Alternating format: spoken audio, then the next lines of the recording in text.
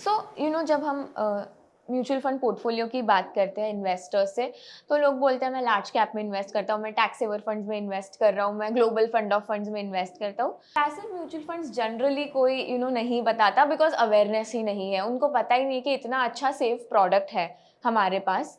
तो अगर एक 25-year-old, एक 35-year-old एंड एक 50-year-old अबाउट टू रिटायर, उनके पोर्टफोलियो में पैसिव म्यूचुअल फंड्स कहाँ पे फिट होंगे, वो आप एग्जांपल देके बता सकते हैं? Yes definitely as I said कि पैसिव आपका खर्चा कम करता है। Okay, as age would change थोड़ा प्रोपोर्शन चेंज कर सकते हो।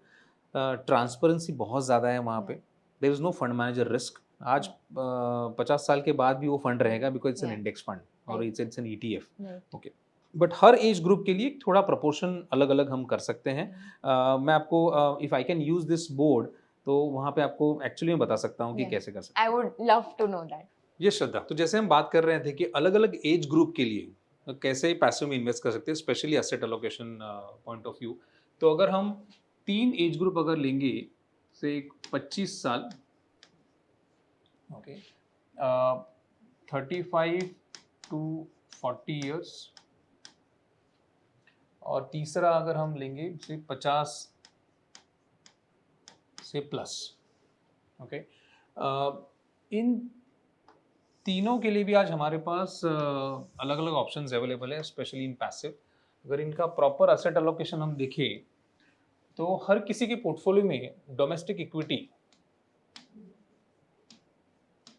Should be part of their portfolio.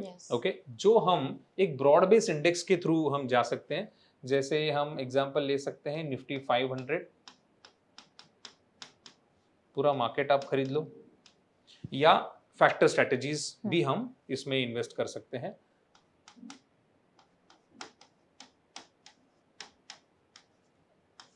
ये आपके पोर्टफोलियो में, बिकॉज यू आर यंग, आपके पोर्टफोलियो में तकरीबन 60% तक आपके पोर्टफोलियो में हो सकता है। ओके, यही ये हो गया इक्विटी। सेकंड एसेट क्लास मैं आपके सामने रखूं तो इंटरनेशनल मार्केट्स में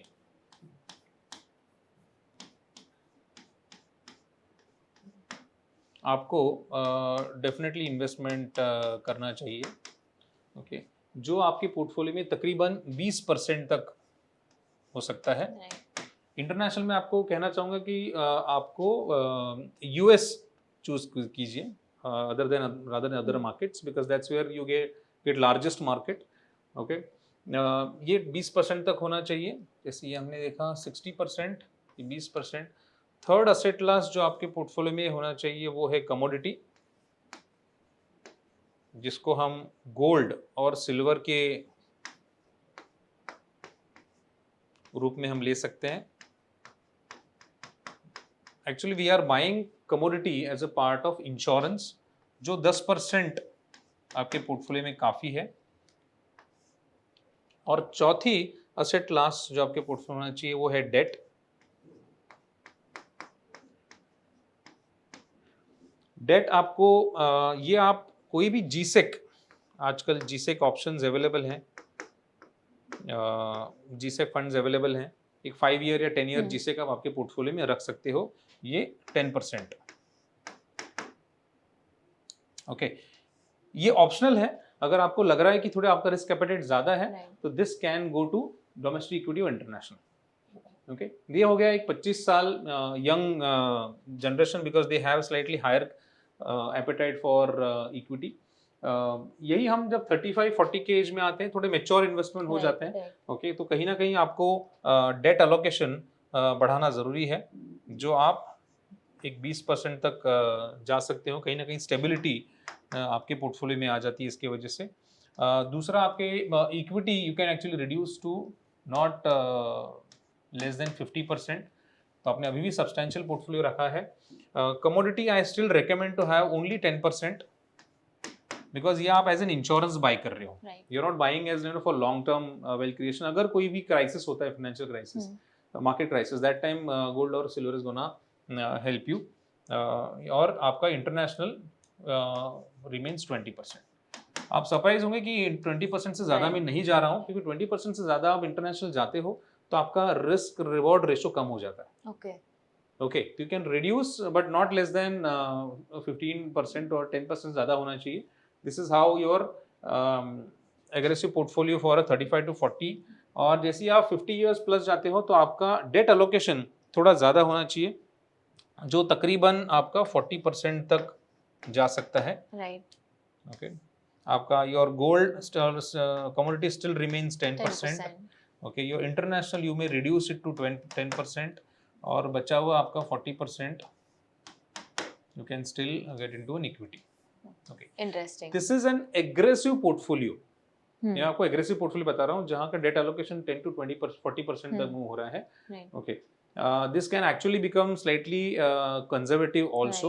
अगर आपका नेचर लग रहा है कि नहीं मुझे यहाँ से थोड़ा और रिस्क वोलेटिलिटी और कम चाहिए, करेक्ट. आप बिलीव नहीं करोगे, ये जो पोर्टफोलियो है, this portfolio reduces your volatility with two the broader market 35 to 40%. Okay.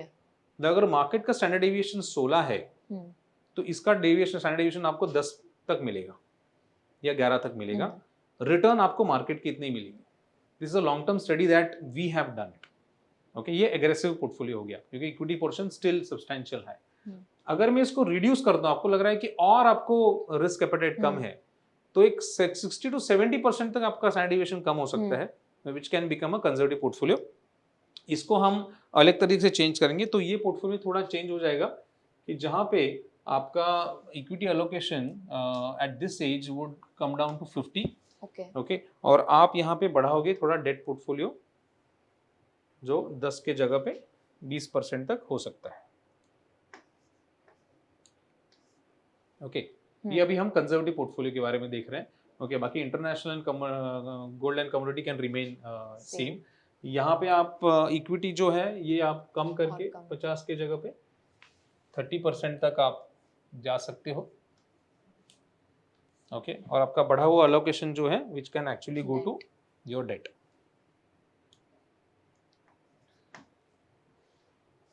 Okay, और सीनियर सिटीजन में डेफिनेटली ये पोर्शन जो है आपका 40 की जगह पे this I am taking it to 50%.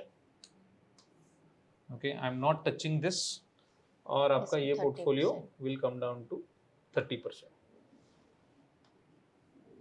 Okay, तो यहाँ पे क्या हो रहा है, आपका जो इंटरनेशनल एक्सपोजर है और जो डेट एक्सपोजर है उसकी वजह से वोलेटिलिटी कम हो रही है. Okay, but at this in this portfolio you're not compromising too much on returns. Correct. Suppose market आपको 15% रिटर्न दे रहा है, तो ये पोर्टफोलियो आपको 12 या 13% रिटर्न देगा, which is safe. Which is 70% lower standard deviation में आपको 12% डबल डिजिट रिटर्न मिल रहा है. Right? That's the fantastic approach, and this is the study that we have done it. So it's not something that I am putting these numbers on paper. Actually हमने study करके आपको बता रहे हैं. So this is a portfolio which we recommend to all these age groups. Very interesting.